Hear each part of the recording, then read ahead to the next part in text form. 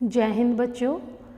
पिछली कक्षा में हमने या पिछले अंक में हमने कक्षा 10वीं का नियंत्रण एवं समन्वय पाठ 7 का पहला अंक देखा था, जिसमें हमने जंतुओं में किस तरह से तंत्रिका तंत्र पाया जाता है, मानव मस्तिष्क की संरचना क्या होती है, ऊतक या तंत्रिका ऊतक किस तरह से कार्य करते हैं, प्रतिवर्ती क्रियाएं क्या होती हैं, इन सब का अध्ययन किया। अब मैं आपको इस अंक में पादपों में समन्वय किस प्रकार से होता है उसकी जानकारी दूंगी।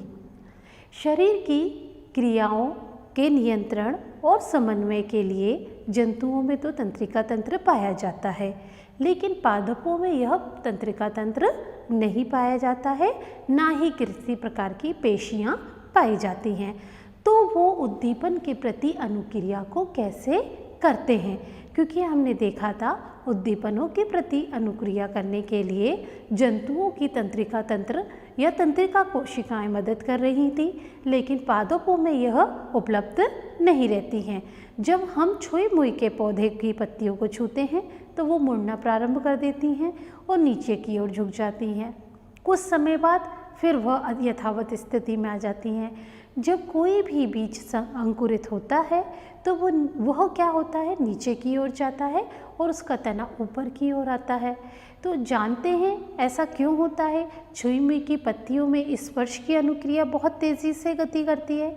इसका गति या वृद्धि से कोई संबंध नहीं है, ठीक है। दूसरी ओर नई जो दिशिक गति होती है वो वृद्धि के कारण होती है। दिशिक वृद्धि मतलब होता है एक ही दिशा में वृद्धि का होना। यदि इसकी वृद्धि को किसी प्रकार भी रोक दिया जाता है तो यह गति प्रदर्शित नहीं करती। अतः पौधों में दो विभिन्न प्रकार की गतियाँ होती हैं, एक वृद्धि पर और दूसरी वृद्धि मुक्त होती हैं। उद्दीपन के लिए तत्काल अनुक्रिया सबसे पहले प्रकार की गति पर हम विचार करते हैं, जैसे कि छुई में। यह वृद्धि से इसका कोई संबंध नहीं होता। पादप स्पर्श की अनुक्रिया के फलस्वरूप पत्तियों में गति होती है, लेकिन यहाँ पर कोई तंत्रिका ऊतक उपलब्ध नहीं है, ना ही कोई पेशीय ऊतक है। फिर भी पादप कैसे स्पर्श का जो है संसूचन कर लेते हैं, कैसे उन्हें पता चल जाता है और किस प्रकार की अनुक्रिया में पत्तियां गति करती हैं। यदि हम विचार करें पौधों को किस बिंदु पर छुआ जाए कि पौधे के किस भाग में गति होगी, यह आभासी है। स्पर्श वाला बिंदु तथा गति वाला बिंदु दोनों अलग अलग होते हैं। अतः स्पर्श होने पर सूचना संचरित होंगी, ये होती ही हैं। पादप इस सूचना को एक कोशिका से दूसरी कोशिका में संचरित करने के लिए वैद्युत रसायन साधनों का भी प्रयोग करते हैं, लेकिन जंतुओं की तरह पादपों में सूचनाओं का चालन के लिए कोई विशिष्टीकृत ऊतक या कोई स्पेशल प्रकार के टिश्यू नहीं पाए जाते।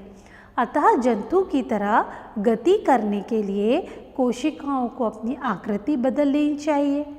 पादपों में यह जंतु कोशिका की तरह विशिष्टीकृत प्रोटीन तो नहीं होती, अपितु जल की मात्रा में परिवर्तित करके अपनी आकृति को बदल लेती हैं। परिणाम स्वरूप ये फूलने या सिकुड़ने का कार्य करती हैं, अर्थात उनके आकार में परिवर्तन हो जाता है। अब वृद्धि के कारण गति क्या होती है, दूसरा प्रकार है इसका। मटर के पौधे की तरह कुछ पौधे दूसरे पौधों से या बाड़ पर प्रतान की सहायता से ऊपर चढ़ते हैं। प्रतान के बारे में मैंने आपको बताया था, ये धागेनुमा संरचना होती है जिनको टेंड्रिल्स इंग्लिश में कहा जाता है। ये प्रतान स्पर्श के लिए संवेदनशील हैं। जब ये किसी भी आधार के संपर्क में आते हैं तो तीव्रता से वृद्धि नहीं करता, जिससे कि प्रतान का वह भाग जो वस्तु से दूर होता है। इस कारण प्रतान वस्तु को चारों ओर से जकड़ लेता है। आमतौर पर जो पौधे हैं वो धीरे से एक निश्चित दिशा में गति करके उद्दीपन के प्रति अनुक्रिया को प्रदर्शित करते हैं, क्योंकि यह गति जो रहती है वो दिशिक होती है, एक ही दिशा में होती है। इससे ऐसा लगता है कि पादप गति कर रहा है। आइए हम इस प्रकार की गति को एक उदाहरण के द्वारा समझते हैं। उदाहरण, इसको एक क्रियाकलाप के द्वारा हम समझते हैं। एक शंकु फ्लास्क को जल से भर लेंगे। फ्लास्क की ग्रीवा को तार के जाल से ढक देंगे। ग्रीवा का अर्थ है कि ऊपर का जो हिस्सा है, उसका गर्दन जैसा जो हिस्सा है, उसको तार की जाली से ढक देंगे। एक ताज़ा सेम का पौधा तार की जाली पर इस प्रकार रख देंगे कि उसकी जड़ें जो हैं जल में भीगी रहें। एक और खुला हुआ गत्ते का बॉक्स लगा दीजिए, जैसे कि आपको चित्र में दिखाया जा रहा है। फ्लास्क को बॉक्स में इस प्रकार रखिए कि बॉक्स की खुली साइड खिड़की की ओर हो और जहां से प्रकाश आ रहा हो। 2 या 3 दिन बाद आप देखेंगे कि परोह मतलब पौधे का ऊपर का हिस्सा प्रकाश की ओर झुक जाता है और जड़ें प्रकाश से दूर चली जाती हैं। अब हम फ्लास्क को इस प्रकार घुमाएंगे कि परोह प्रकाश से दूर और जड़ प्रकाश की ओर आ जाए। इस अवस्था के लिए उसे हम कुछ दिन के लिए छोड़ देंगे। क्या परोह और जड़ के पुराने भाग में दिशा परिवर्तन हुआ क्या? क्या ये अंतर नई वृद्धि की दिशा में हुआ? इस क्रियाकलाप से क्या निष्कर्ष निकाला? हम इन सब प्रश्नों का उत्तर देखेंगे। पर्यावरणीय प्रेरण जैसे प्रकाश या गुरुत्व पादप की वृद्धि यानी पौधे की वृद्धि वाले भाग में दिशा परिवर्तन कर देते हैं। ये दिशिक या अनुवर्तन गतियाँ जो कि उद्दीपन की ओर या उससे विपरीत दिशा में हो सकती हैं। अतः इन 2 विभिन्न प्रकार के प्रकाशानुवर्तन गतियों में परोह प्रकाश की ओर मुड़कर और अनुक्रिया तथा जड़ से दूर मुड़कर अनुक्रिया करते हैं।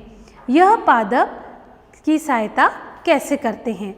पादप अन्य उद्दीपनों के लिए भी अनुक्रिया करके अनुवर्तन को प्रदर्शित करते हैं। यह पादप की जड़ हमेशा नीचे की ओर वृद्धि करती है, जबकि परोह ऊपर की ओर वृद्धि करता है। यदि जल का अर्थ पानी है और रसायन का अर्थ रासायनिक पदार्थ हैं, तो जलानुवर्तन और रसायनानुवर्तन का क्या अर्थ होगा? रसायनानुवर्तन का है पराग नलिका का बीजांड या ओव्यूल की तरफ वृद्धि करना। आइए हम फिर इस पर विचार करते हैं कि बहुकोशिकीय जीवों के शरीर में सूचनाएं किस प्रकार से संचारित होती हैं। छुई मुई में स्पर्श की अनुक्रिया की गति बहुत तेज़ी से होती है। दूसरी ओर दिन और रात में अनुक्रिया में पुष्पों की गति बहुत मंद होती है। पौधों में वृद्धि संबंधी गतियाँ भी बहुत मंद होती हैं या धीमे होती हैं। जंतु शरीर में भी वृद्धि करने के लिए सावधानी पूर्वक नियंत्रित दिशाएं होती हैं। हमारी भुजाएं और उंगलियां आदृक्ष ना होकर एक ही दिशा में गति करती हैं या वृद्धि करती हैं। नियंत्रित गति मंद या तीव्र हो सकती है। यदि उद्दीपन के प्रति तीव्र अनुक्रिया होती है तो सूचनाओं का स्थानांतरण भी तीव्र होना चाहिए। इसलिए तीव्र गति से चलने वाले संचरण का माध्यम होना चाहिए। इसके लिए विद्युत आवेग सबसे उत्तम साधन माना गया है, लेकिन विद्युत आवेग का उपयोग के लिए कुछ सीमाएं तय की गई हैं। सर्वप्रथम वे पहले उन्हीं कोशिकाओं तक पहुँचेंगी जो तंत्रिका ऊतक से जुड़ी हों। जंतु शरीर की प्रत्येक कोशिका तक नहीं। दूसरे, एक बार एक कोशिका में विद्युत आवेग जनित होता है तथा संचारित होता है तो पुनः नया आवेग जनित आवेग तथा उसके संचरित करने के लिए कोशिका फिर से अपनी कार्यविधि को सुचारू करने के लिए कुछ समय लगाती है।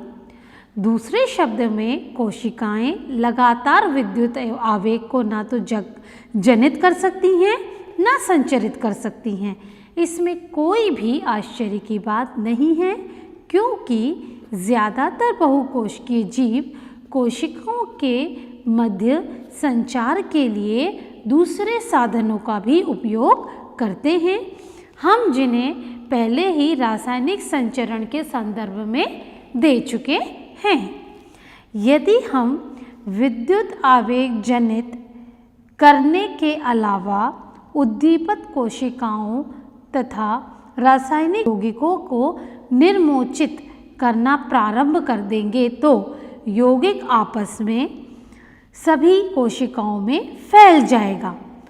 यदि आसपास की कोशिकाओं के पास इस यौगिक को संसूचित करने का साधन हो तो उनकी सतह पर अणुओं का उपयोग करके वे सूचनाओं को रिकग्नाइज यानी अभिज्ञान करने योग्य बना देंगे तथा इनका फिर संचारित करने का कार्य भी करेंगे।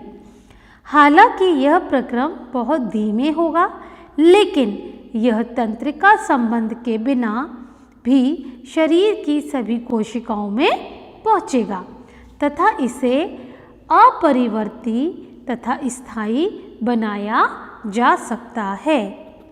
बहुकोश की जंतुओं द्वारा नियंत्रण और समन्वय के लिए प्रयुक्त ये हार्मोन हमारी आशा के अनुरूप विविधता या वैरायटी को दर्शाते हैं। अलग अलग प्रकार के पौधों के हार्मोन वृद्धि करने के लिए पौधे के विकास के लिए पर्यावरण के प्रति अनुक्रिया में समन्वय प्रदर्शित करने में सहायता करते हैं। इसके संश्लेषण का स्थान इनके क्रिया क्षेत्र से बहुत दूर होता है और साधारण विसरण द्वारा वे अपने क्रिया क्षेत्र तक पहुंच जाते हैं। आइए अब हम एक और उदाहरण लेते हैं जिससे हम पहले देख चुके हैं। एक क्रियाकलाप मैंने आपको चित्र के द्वारा बताया था। जब पादप या कोई भी पौधा वृद्धि करता है तो वह प्रकाश को संसूचित करता है। एक हार्मोन जिसे ऑक्सिन नाम का हार्मोन कहते हैं, यह परवों के अग्रभाग में संश्लेषित होता है। परवों मतलब तने के सबसे आगे वाले भाग में संश्लेषित होता है या बनता है और कोशिकाओं की लंबाई की वृद्धि में सहायता करता है कि कोशिकाएं कितनी लंबी होंगी। जब पादप की ओर प्रकाश आ रहा होता है तो ऑक्सिन विसरित होकर परवों के छाया वाले भाग में चला जाता है और परवों के प्रकाश से दूर वाली साइड में ऑक्सिन का सांद्रण कोशिकाओं की लंबाई में वृद्धि को उद्दीपित कर देता है, यह जागृत कर देता है। अतः पादप है या पौधा जो है वो प्रकाश की ओर मुड़ता हुआ हमें दिखाई देता है। दूसरा, यदि हम पौधे के हार्मोन की बात करते हैं, उसका नाम है जिबरेलिन, जो ऑक्सीजन की तरह ही तने की वृद्धि के लिए सहायक होता है, कोशिका विभाजन को प्रेरित करता है।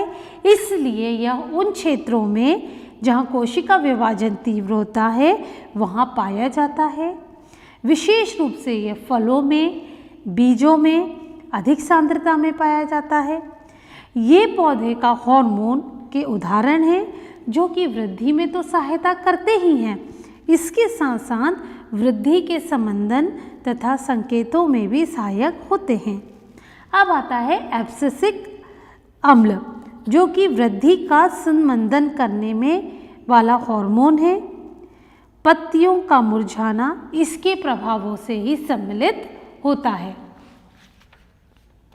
अब मैं आपको बता रही हूँ जंतुओं में हार्मोन। जंतुओं में हार्मोन, ये रसायन हार्मोन जंतुओं को किस प्रकार सूचनाओं का संचरण करने में सहायता करते हैं।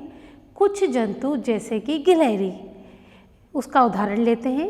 वह विषम परिस्थिति में होती है जब तो उसको कैसे महसूस होता है कि वो विषम परिस्थिति में है, तो वो अपने शरीर को या तो लड़ने या भाग जाने के लिए तैयार करती है। लड़ना या भागना दोनों ही जटिल क्रियाएं होती हैं। इनको क्रियान्वित करने के लिए अत्यधिक ऊर्जा की आवश्यकता होती है और ये सारे ऊतक मिलकर इसमें काम करते हैं। लड़ना या भागना ये एक दूसरे की विपरीत या एक दूसरे से बहुत भिन्न होती है। अतः यहाँ एक स्थिति है जिसमें कुछ सामान्य तैयारियाँ शरीर के लिए लाभप्रद बनाई जाती हैं। ये तैयारी आदर्श रूप से निकट भविष्य में किसी भी क्रिया को सरल बना देती हैं। यह सब कैसे उपलब्ध होगा? अब यह विचार करने योग्य प्रश्न है। यदि हम गिलहरी के शरीर में अभिकल्प तंत्रिका कोशिका द्वारा केवल विद्युत आवेग पर आश्रित होगा, मतलब कि उसकी तंत्रिका कोशिकाएं पूरी तरह यदि विद्युत आवेग पर ही आश्रित होंगी, तो आगामी क्रिया को करने के लिए प्रशिक्षक ऊतकों का परिसर भी सीमित होगा या एक हद तक ही होगा। दूसरी ओर यदि रासायनिक संकेतों को भेजा जाएगा तो यह शरीर के सभी कोशिकाओं पे पहुंचेगा। यदि हम रासायनिक संकेतों का प्रयोग करते हैं तो इसका परिवर्तित परिसर बहुत बड़ा हो जाएगा। अधिवक्र ग्रंथि द्वारा स्रावित एड्रेनलिन हार्मोन द्वारा मनुष्य सहित अनेक जंतुओं में यह किया जाता है। इन ग्रंथियों का शरीर में स्थिति जानने के लिए आपको एक चित्र दिखाया जा रहा है। एड्रेनलिन सीधा रुधिर में स्रावित हो जाता है, शरीर के अलग अलग भागों में पहुंचा दिया जाता है। हृदय के साथ ये अन्य लक्ष्य अंगों और विशिष्ट ऊतकों का काम भी करता है। इसके कारण क्या होता है?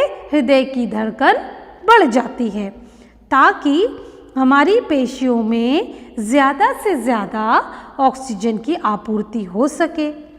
पाचन तंत्र और त्वचा में रुधिर की आपूर्ति कम होने पर इनके इन अंगों में छोटी जो धमनियां हैं वो आपस में उसकी जो पेशियां हैं वो सिकुड़ जाती हैं और यह रुधिर को दिशा हमारी कंकाल पेशियों की ओर कर देता है।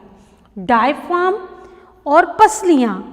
डायफ्राम आपको मैंने पहले भी बताया था, वक्ष और उदर के बीच का हिस्सा डायफ्राम कहलाता है। तो डायफ्राम तथा पसलियों की पेशियाँ संकुचन होता है जिससे कि श्वसन दर बढ़ जाती है और ये सारी अनुक्रिया मिलकर जंतु शरीर को स्थिति से निपटने के लिए तैयार करती हैं।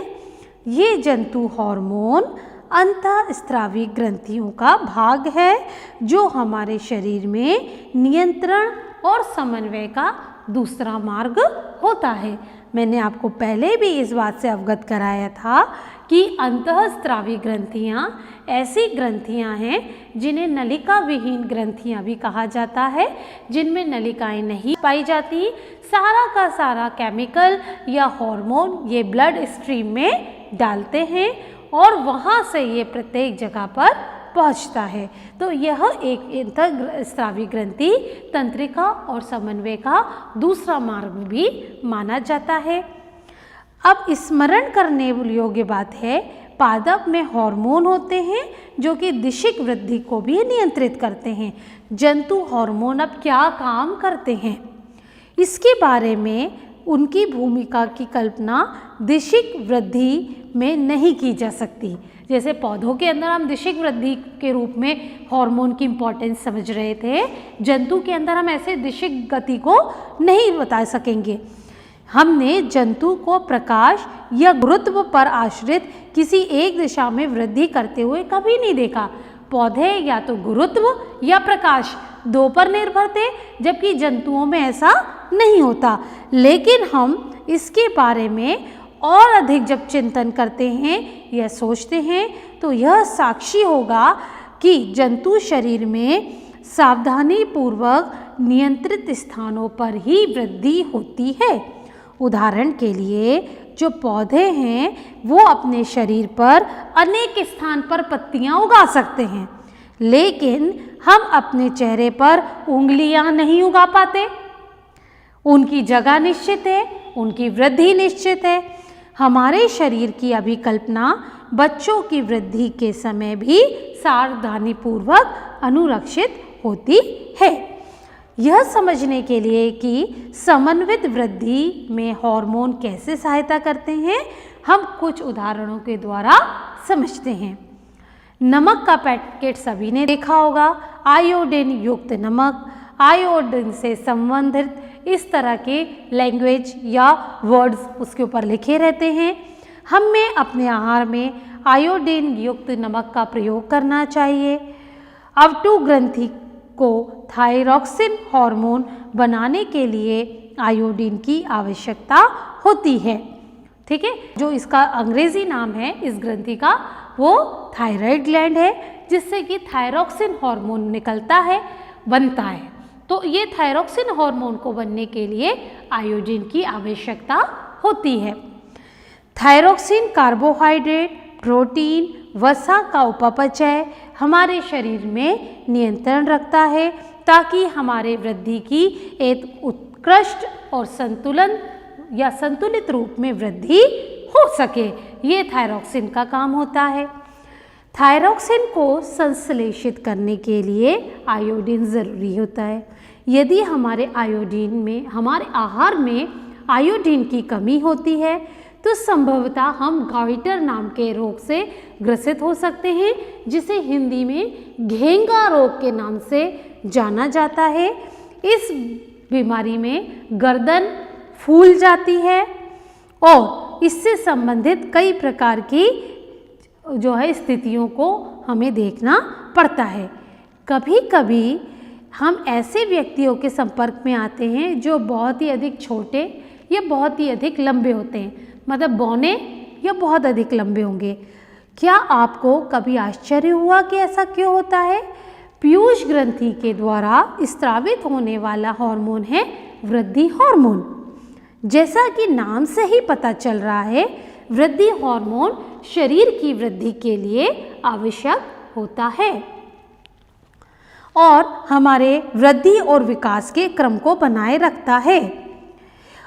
बाल्यकाल में इस हार्मोन की कमी हो जाए तो व्यक्ति बौना हो जाता है या बौनेपन का शिकार हो जाता है। जब आप अपने दोस्तों को 10 वर्ष से 22 वर्ष की आयु में देखा होगा आपने, तो उसमें उनके अंदर आपको कई नाटकीय तंत्र देखने को मिलेंगे। ये परिवर्तन यौवन आरंभ होने के संबंध में होते हैं, क्योंकि मेल के अंदर टेस्टोस्टेरोन और मादा के अंदर एस्ट्रोजन नाम का हार्मोन स्रावित होने लगता है।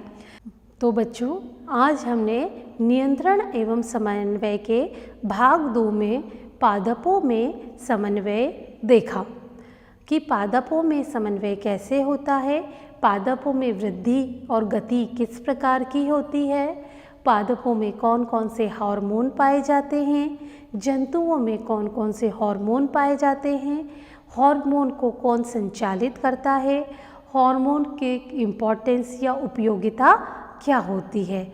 ये सारी चीज़ें तंत्रिका और समन्वय के दूसरे भाग में हमने देखी, जिससे कि हमें यह पता चला कि सभी जीवितों में तंत्रिका समन्वय या नियंत्रण समन्वय होता है। इसके प्रकार अलग अलग होते हैं, लेकिन पाया सभी में जाता है। यानी सजीवों का एक मुख्य लक्षण जो है समन्वय और नियंत्रण भी माना जा सकता है। तो इस तरह से मैंने आपका आज कंप्लीट किया। आशा है आपको समझ में आया होगा। आप इसकी तैयारी करें।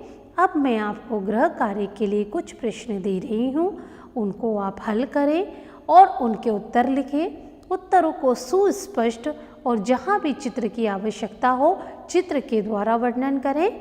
जय हिंद। धन्यवाद।